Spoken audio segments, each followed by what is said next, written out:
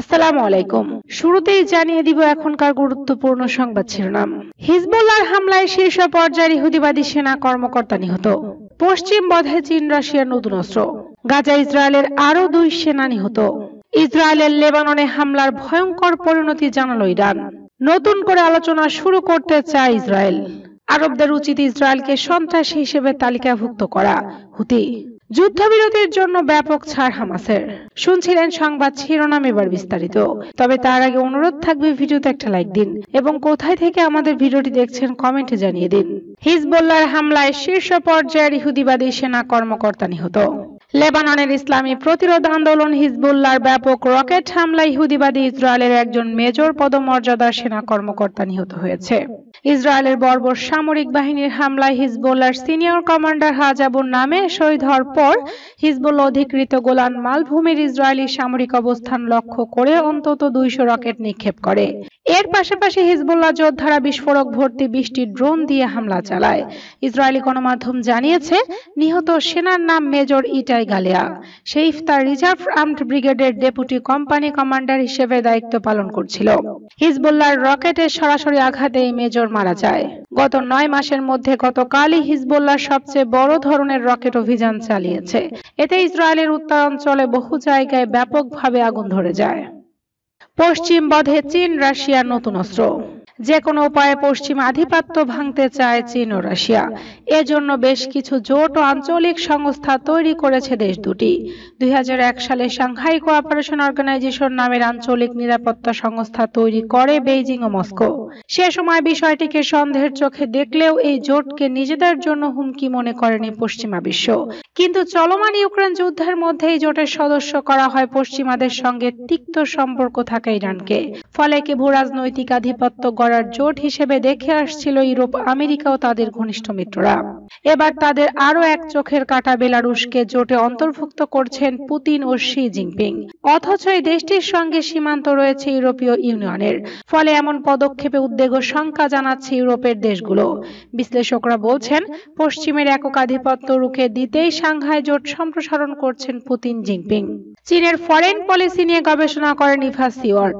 তিনি বলেন যুক্তরাষ্ট্র ও তার ইউরোপীয় মিত্রদের সঙ্গে সাপে নেউলে সম্পর্ক বেলারুশের।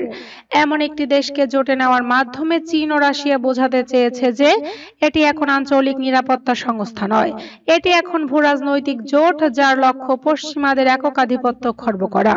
তথ্য বলছে বেলারুশ যুক্ত হওয়ার সাংহাই জোটের সদস্য সংখ্যা দাঁড়াবে 10-এ, যা বিশ্বের মোট জনসংখ্যার 40%। বিশ্ব অর্থনীতির প্রায় 1/4 নিয়ন্ত্রণ করে সব দেশ। আঞ্চলিক জোটের রয়েছে 2টি পর্যবেক্ষক রাষ্ট্র, আফগানিস্তান ও মঙ্গোলিয়া। এছাড়া তুরস্ক থেকে মিয়ানমার এবং 1 ডজনেরও বেশি আরব দেশ এই সংস্থার ডায়ালগ পার্টনার।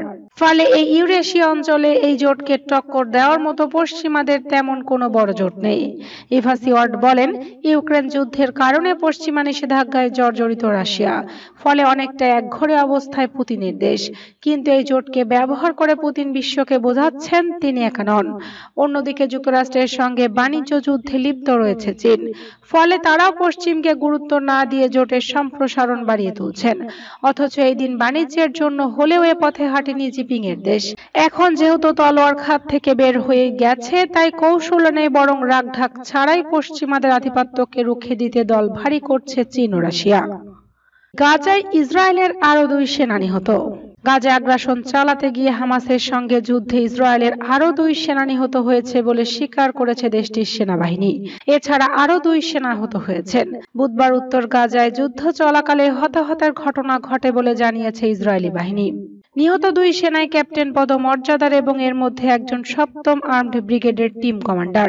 বিবৃতিতে বলা হয় কিরিয়াত শমনার 75তম ব্যাটালিয়ন এবং 7ম সারগোলানি ব্রিগেডের টিম কমান্ডার 21 বছর বয়সী ক্যাপ্টেন ইলে এলিশা লুগাসি উত্তর গাজা উপত্যকায় যুদ্ধের সময় নিহত হয়েছেন।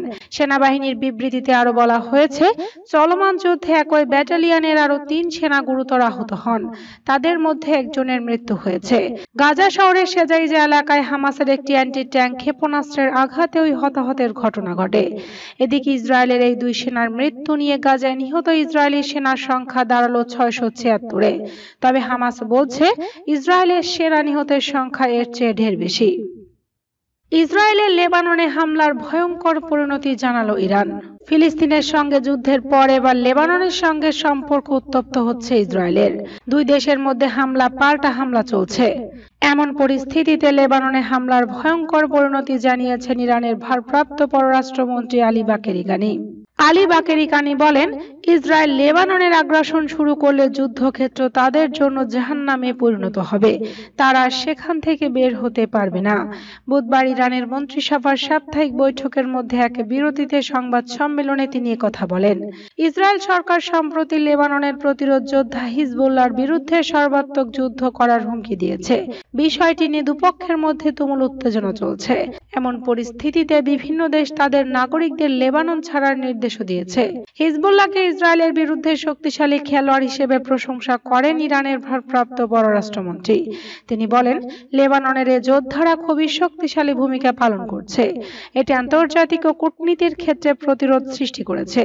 আলী বাকেরি কানি বলেন, ইসরায়েলের সঙ্গে লেবাননের যুদ্ধ শুরু হলে ভূখণ্ডটি তাদের জন্য জাহান্নামে পরিণত হবে। ফলে সেখান থেকে তারা আর বের হতে পারবে না। নতুন করে আলোচনা শুরু করতে চায় ইসরায়েল। ইসরায়েলের প্রধানমন্ত্রী বেনিয়ামিন নেতানিয়াহু হামাসের সঙ্গে জিম্মি চুক্তি নিয়ে আলোচনার জন্য আলোচকদের একটি দলকে পাঠানোর সিদ্ধান্ত নিয়েছেন। মার্কিন প্রেসিডেন্ট জো বাইডেন চুক্তি নিয়ে অগ্রগতিকে স্বাগত জানিয়েছেন।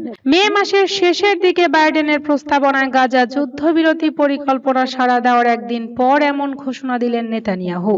গাজা যুদ্ধবিরতি চুক্তিতে হামাসের সর্বশেষ সাড়া দেওয়ার বিষয়টি পাবলিকলি প্রকাশ করা হয়নি, কিন্তু একজন ফিলিস্তিনের কর্মকর্তা জানিয়েছেন, বাইডেনের করা প্রস্তাবনায় পূর্ণ যুদ্ধবিরতির দাবি জানায়নি হামাস।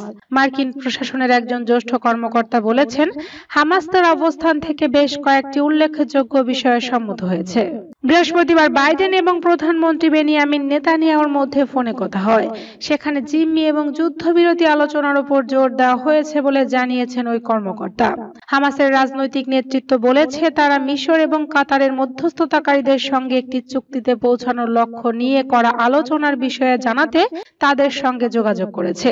শুরু থেকে এখন পর্যন্ত হামাস গাজা যুদ্ধের অবসান এবং গাজা থেকে ইসরায়েলি সেনাদের পূর্ণ প্রত্যাহারের দাবি জানিয়েছে, কিন্তু ইসরায়েল বলেছে তারা হামাসকে নির্মূল না করা পর্যন্ত যুদ্ধে শুধুমাত্র সাময়িক বিরতি নেবে। আরবদের উচিত ইসরায়েলকে সন্ত্রাসী হিসেবে তালিকাভুক্ত করা।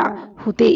ইয়েমেনের হুতি আনসারুল্লাহ আন্দোলনের নেতা আব্দুল মালিক আল হুতি বলেছেন, দখলদার ইসরায়েল ফিলিস্তিনি জনগণের বিরুদ্ধে ভয়াবহ অপরাধযজ্ঞ চালালেও আরব দেশগুলো বর্ণবাদী এই শক্তিকে সন্ত্রাসী হিসেবে তালিকাভুক্ত করে না।